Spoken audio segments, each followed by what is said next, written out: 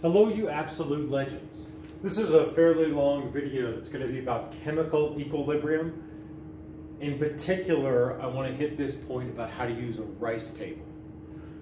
Just very simply, chemical equilibrium, when to use a rice table. If you need to know the value of capital K, or if you want to know the molarities of reactants and products at equilibrium. Those are two instances you would be using a rice table. We're going to be using a rice table to calculate capital K right now. Now with this example right here, I'm going to walk through using what we have done in one of our labs. In this spectroscopy lab, this is the balanced chemical reaction. And I have this product written as a bright red because if you recall, the solutions were bright red because of the formation of this compound. I want to just draw out an atomic vision of what is going to happen in this reaction over time. Initially, remember, we want to know the concentrations at equilibrium so that way we can calculate capital K. That's what we're trying to find out here. Initially, you mix your solutions and there are some molarities of iron and there are some molarities of thiocyanate present. And you know these molarities because you set them up. And this is the initial. Now, very quickly, now this initial status of atomic fission only happens for like a millionth of a second because as you know, and as you've observed very quickly, that there is a change and then equilibrium is observed. And at equilibrium, you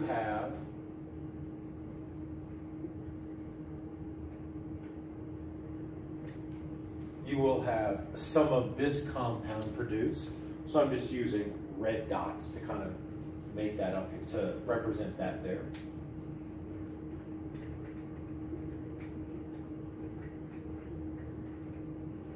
But we also know at equilibrium that at chemical equilibrium, it is a dynamic environment and there are reactants and products, there are still reactants present, just in a smaller concentration than they initially started with. So there's still going to be some Fe plus 3 remaining, some unreacted reactant, and also some unreacted reactant present. We have the initial, the equilibrium, and there is going to be a change that occurs. This is atomic fission pictures right here. The rice table is meant to really organize our thoughts and to make sure that we organize and keep tabs about where we're starting, what's changing, and what's happening at equilibrium.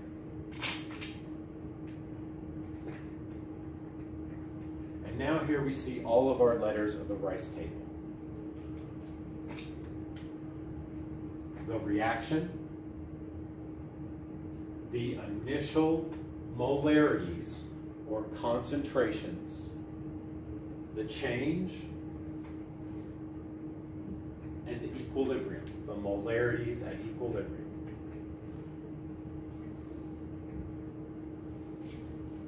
Sometimes this is referred to as an ice table, but the real powerful part of this is that you can keep things organized. So please have your rice table set up.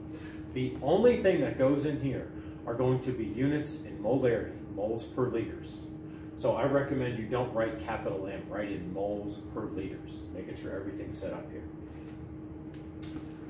In your lab, the initial molarities of your reactants is something you know because you designed these 4 solutions in part B.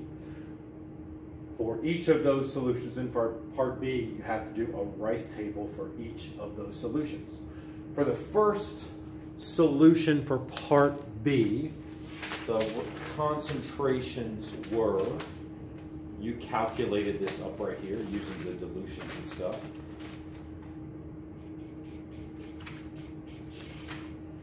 I am just going to make up some numbers. This was 0.002 moles per liter.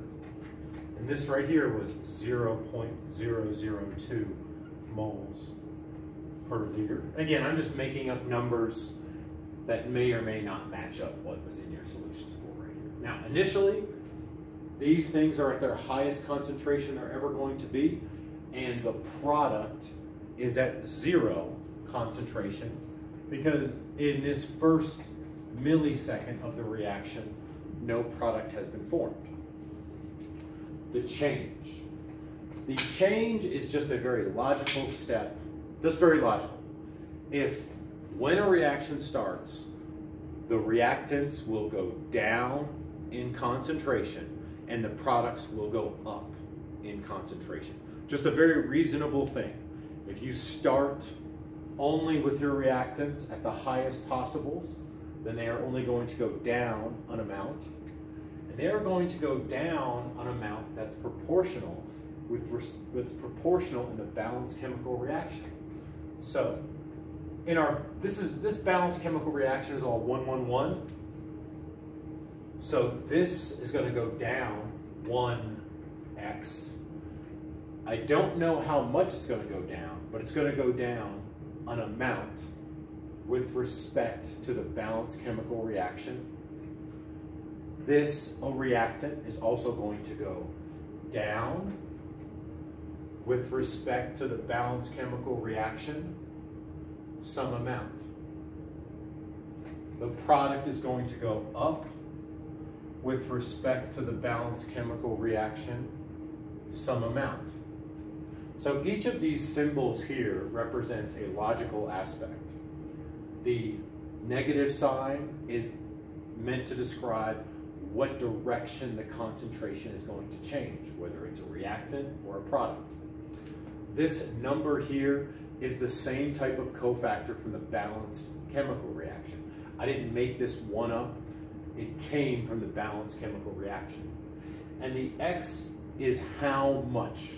Okay, this is a number that you have going to measure or evaluate. So this is the crucial line here, the change. So at equilibrium, because we have everything organized nice and vertically, keeping everything under its spot in the reaction, in this final line here for equilibrium, we type in, the change at equilibrium is going to be whatever our starting concentration was minus 1x. Like that is going to be our answer for the equilibrium. For this other reactant, I'm putting parentheses around these just so they don't get too messy, too close together here. Minus 1x. Okay. Now our product here went 0 plus 1x.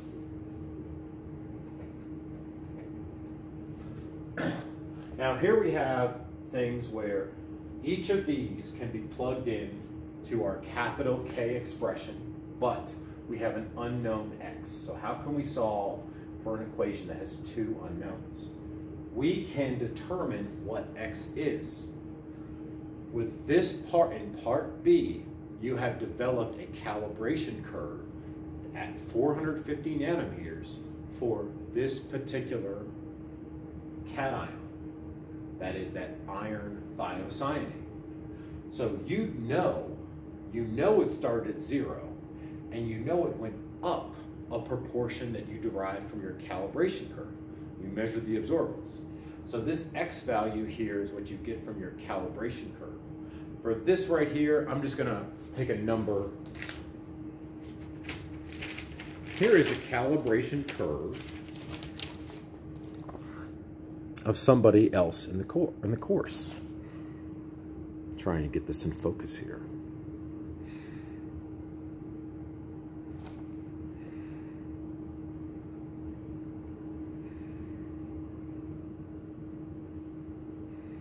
This is absorbance.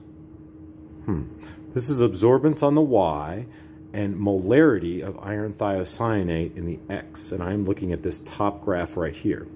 Short of looking at these numbers right here, if we measure the absorbance from the solution and then fit it into the Y equals mx plus b, we should be able to calculate the concentration of iron thiocyanate.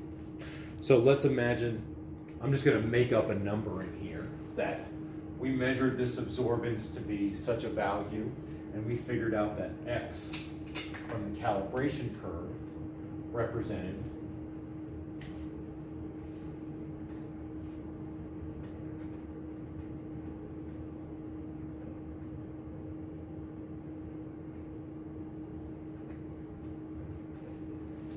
and this is what you would read off of the calibration curve after solving for the y equals mx plus b Beer's law plot. I just made this number up, but you would use your y equals mx plus b here. Now that we have a value for x, we can plug it in everywhere we see x and evaluate these numbers here. So 0.00012 moles per liter, that is how much this went up, the product. Logically, that means the reactants must have went down the same amount. So we would put in the 0, what was that, 4 zeros? 1, 2.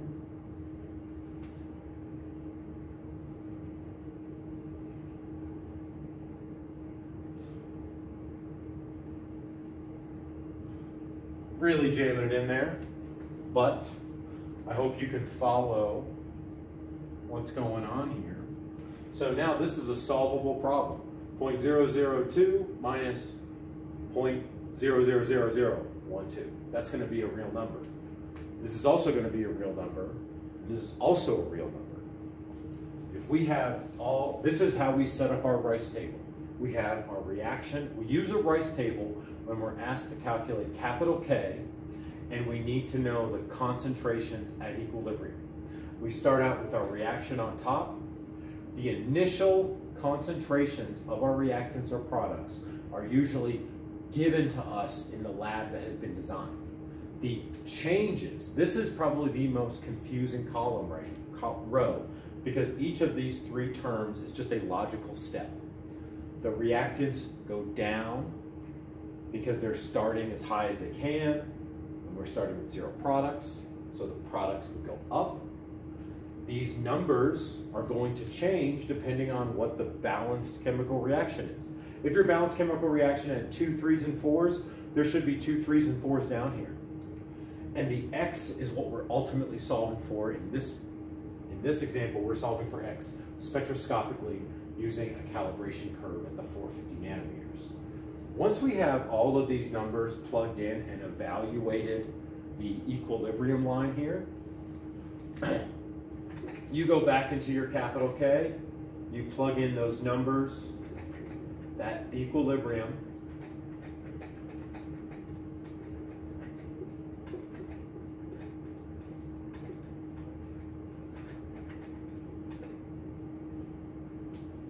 so like this number, the product, I don't have this written in red right now.